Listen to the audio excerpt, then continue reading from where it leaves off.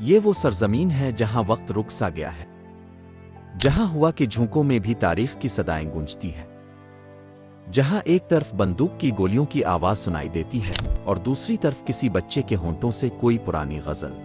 یہ وہ ملک ہے جہاں اوسط عمر صرف 60 سال ہے مگر دل صدیوں سے زندہ ہے، جہاں لڑکیوں کو تعلیم سے محروم رکھا جاتا ہے مگر ماں کی لوری اب بھی شاعری ہے، جہاں لوگ غربت میں جیتے ہیں مگر مہمان کے لیے دسترخوان ہمیشہ سجا ہوتا ہے۔ یہ ہے افغانستان، ایک ایسا ملک جسے دنیا نے صرف جنگ، طالبان اور خبروں کی سرخیوں سے جانا، مگر جسے سمجھنے کے لیے دل چاہیے، خوف نہیں۔ افغانستان کو ایشیا کا دل کہا جاتا ہے کیونکہ صدیوں تک یہ دنیا کی عظیم ترین سلطنتوں کا مرکز رہا۔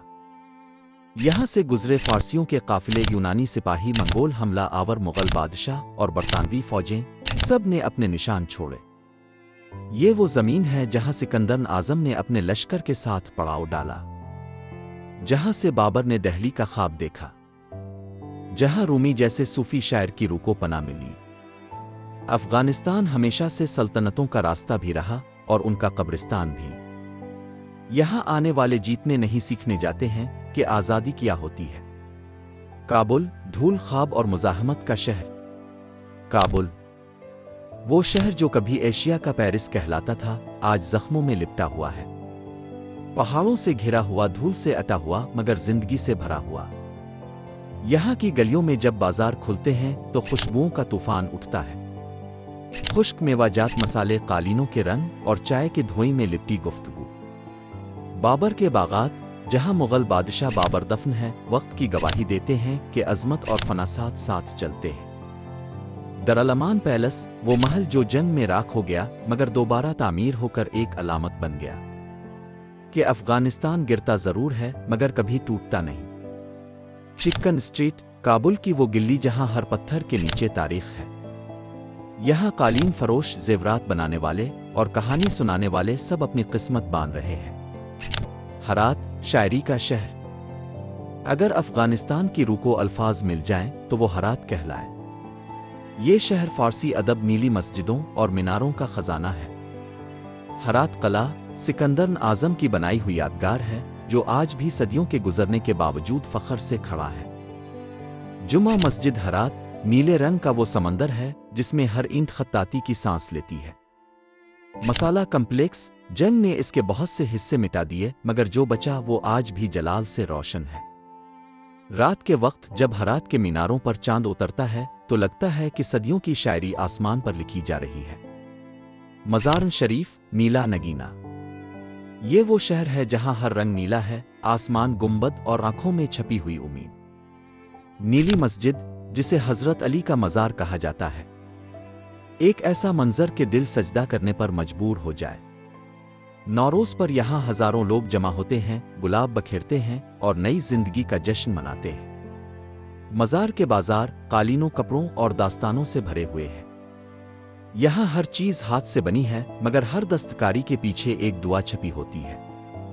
قندھار، افغان شناخت کی بنیاد۔ قندھار افغانستان کی تاریخ کا سینہ ہے۔ یہاں احمد شاہ درونی نے جدید افغانستان کی بنیاد رکھی۔ یہ شہر روایتی ہے، قبائلی ہے مگر اپنے اصولوں پر قائم ہے۔ احمد شاہ درونی کا مزار، جہاں سبز گنبد کے نیچے ایک قوم کی پہچان سو رہی ہے، اور یہاں موجود ہے نبی کریم صلی اللہ علیہ وسلم کا مقدس جبہ جو صدیوں سے محفوظ ہے اور صرف خاص مواقع پر عوام کو دکھایا جاتا ہے۔ بامیان، پتھروں میں لکھی ہوئی کہانی۔ بامیان کی وادی میں ہوا بھی دھیرے چلتی ہے کیونکہ یہاں ہر چٹان، ہر درہ ایک داستان سناتا ہے۔ بامیان کے بدھ، چٹانوں میں تراشے گئے دیو قامت مجسمے جو 2000 سال تک انسان کی عقیدت کے گواہ رہے۔ پھر جنگ نے انہیں مٹا دیا مگر ان کی خالی آنکھیں آج بھی دنیا کو دیکھتی ہیں۔ بندے امیر نیشنل پارک، نیلی جھیلوں کا سلسلہ جو آسمان کو زمین پر لا دیتا ہے، پہاڑوں کے بیچ ایسے نیلے پانی جیسے خواب۔ یہ منظر اتنا حسین ہے کہ انسان بھول جائے یہ وہی ملک ہے جو دنیا کی خبروں میں صرف خون کے رنگ سے پہچانا جاتا ہے۔ جلال آباد، سنگتروں اور نرمی کا شہر۔ جب باقی افغانستان برف میں ڈھک جاتا ہے، جلال آباد کے باغوں میں بہار آتی ہے۔ यहाँ के संतरे इतने मीठे हैं जैसे किसी की दुआ। दरूनतह डैम, दरियाए काबुल पर बना वो मकाम जहाँ फितरत का सुकून दिल को छू लेता है। ये शहर गर्म, नर्म और खुशबूदार है, जैसे अफगानिस्तान का नर्म चेहरा। सकाफत, जुबान और रवायात। अफगान सकाफत में सब कुछ है। रूमी की शायरी, सूफियों की बातें, बुज़कुशी की शिद्दत और मेहमान नवाजी का जुनून। यहाँ दुरी और पश्तो बोली जाती है। मर्द पहनते हैं परहान तनबान और औरतें कशीदाकारी वाले लिबास पहनती हैं। कौमी खाना काबली पिलो है। खुशबू, गाजर, किशमिश और गोश्त का ऐसा इम्तिजाज कि हर नवाले में वतन की खुशबू आती है। कौमी खेल बुज़कुशी है। घोड़ों पर सवार बहादुर मर्द एक बकरे की लाश के लिए लड़ते हैं। कौमी जानवर बर्फानी चीता है। पहाड़ों की खामोशियों में छुपा एक नायाब खूबसूरत साया। अफगानिस्तान की मईशत ज़्यादातर ज़राअत, तिजारत और दस्तकारी पर इन्हिसार करती है। कालीन बाफ़ी यहाँ के दिल की धड़कन है। जहाँ ख्वातीन घरों में बैठकर दुनिया के महंगे तरीन कालीन बांधती हैं, मगर बिजली के बिल के लिए तरसती है। बेरोजगारी 30% से ज़्यादा है।